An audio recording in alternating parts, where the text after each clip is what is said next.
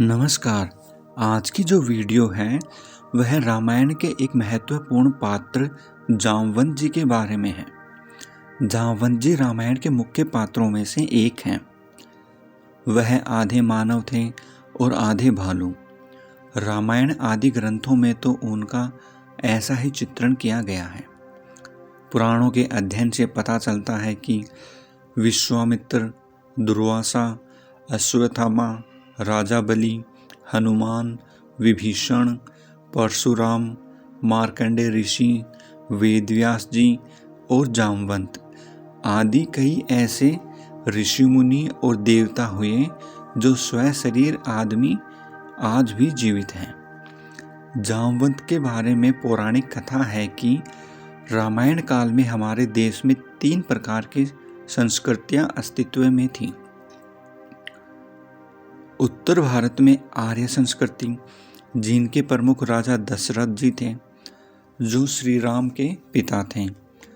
दक्षिण भारत में अनार्य संस्कृति थी, जिसका प्रमुख रावण था। और तीसरी संस्कृति देश के मध्य भाग में जनजातियों और आदिवासियों के रूप में अस्तित्व में थी, जिनके संरक्षक महर्षि अगस्त्य मुनि थे। अगस्त्य मुनि वनवासियों के गुरु और मार्गदर्शक थे। वानर राज बाली, सुग्रीव, जामवंत, हनुमान, नल और नील आदि अगस्त्य मुनि के ही शिष्य थे। धार्मिक ग्रंथों के अनुसार जामवंत सतयुग, त्रेतायुग में भी थे और द्वापर युग में भी उनके होने का वर्णन मिलता है। एक और जहां हनुमान जी और भीम को पवन पुत्र माना गया है, वहीं जामवंत जी को अग्निपुत्र कहा गया है। जामवंत की माता एक गंधर्व कन्या थी। मान्यता के अनुसार भगवान ब्रह्मा ने एक ऐसे रीछ मानव का निर्माण किया था जो पैरों से चल सकता था और जो मानवों से संवाद भी कर सकता था। पुराणों के अनुसार वानर और मानवों की तुलना में अधिक विकसित रीछ जनजाति का उल्लेख मिलता है। सतयुग में जामवंत जी उत्पन्न हुए थे। जामवंत जी ने अपने सामने ही वामन अवतार को देखा था। वह राजा बलि के काल में भी थे। राजा बलि से 3 पग धरती मांगकर भगवान वामन ने बलि को चिरंजीवी होने का वरदान देकर पाताल लोक का राजा बना दिया था। वामन अवतार के समय जामवंत जी अपनी युवावस्था में थे। जामवंत जी को चिरंजीवियों में शामिल किया गया है, जो कलयुग के अंत तक रहेंगे। राम युग यानी कि त्रेता युग में जामवंत जी बूढ़े हो चले थे। राम के काल में उन्होंने भगवान श्री राम की सहायता भी की थी। कहते हैं कि जामवंत जी समुद्र को लांघने में सक्षम थे, लेकिन त्रेता युग में वह बूढ़े हो गए थे, इसलिए उन्होंने हनुमान जी से इसके लिए विनती की थी कि आप ही समुद्र लांघिए। यानी कि रामायण युद्ध कांड में जामवंत जी का नाम विशेष उल्लेखनीय है। जब हनुमान जी अपने शक्तियों को भूल जाते हैं तो जामवंत जी ही उनको उनकी शक्ति याद दिलाते हैं। माना जाता है कि जामवंत जी का आकार कुंभकर्ण से तनिक सा छोटा था। जामवंत जी को परम ज्ञानी और अनुभवी माना जाता है। उन्होंने ही हनुमान जी को हिमालय में प्राप्त होने वाले 4 दुर्लभ औषधियों का वर्णन किया था, जिसमें से एक औषधि संजीवनी थी। राम रावण के युद्ध में जामवंत जी राम सेना के सेनापति थे।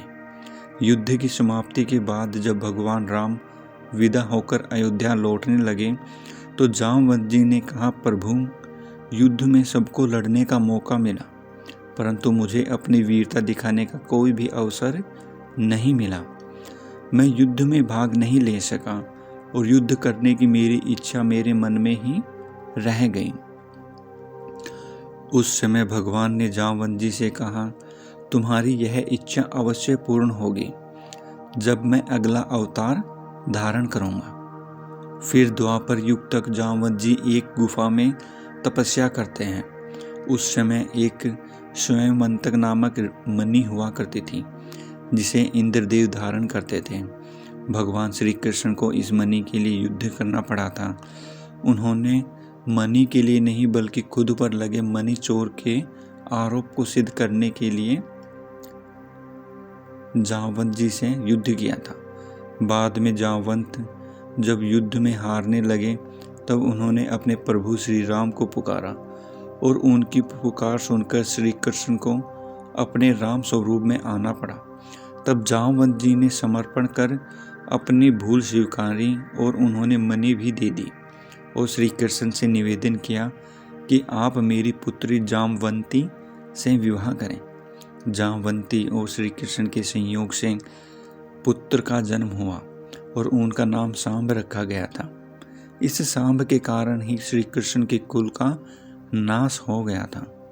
गुजरात के पोरबंदर से 17 किलोमीटर दूर राजकोट पोरबंदर मार्ग पर एक गुफा पाई गई है जिसे जामवंत की गुफा कहा जाता है और माना जाता है कि यह वही स्थान है जहां भगवान श्री कृष्ण और जामवंत जी के बीच में युद्ध हुआ था। तो ये था जामवंत जी के बारे में एक छोटा सा परिचय। आपको कैसा क्या लगा आप ज़रूर बताएं और वीडियो देखने के लिए आप सभी का बहुत बहुत आभार और धन्यवाद।